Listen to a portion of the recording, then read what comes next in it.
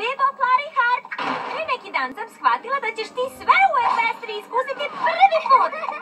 I onda sam bila vrlo srećna.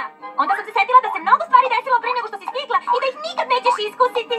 Pa sam bila vrlo tužna. Ali onda sam dobila najbolju ideju ikada. Napravit ću knjigu i nazvaću je Spomenar za Bebu Flariheart. Strana prva, kraljevsko venčanje ili najluđe venčanje ikad.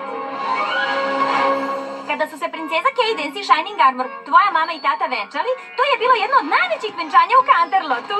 Svi smo bili jako uzbuđeni, pa, osim tvoje tete Twilight.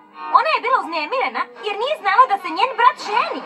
Ali, kada je saznala da se ženi tvojom mamom, oduševila se, jer je tvoja mama čuvala Twilight kad je bila samo malo starija od tebe.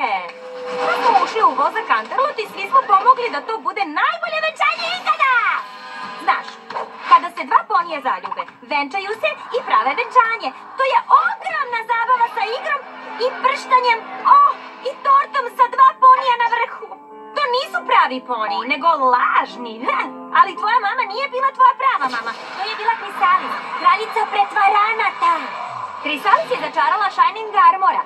Htela je da usisa svu njegovu ljubav i pomoću nje vlada Equestrijom sa strašnim pretvarantima. Probali smo da je zaustavimo, ali pretvaranti su bili previše jaki. A znaš li šta je bilo jače od njih? Ljubav tvoje mame i tvog tate. Bila je tako moćna da ih je sve bacila čak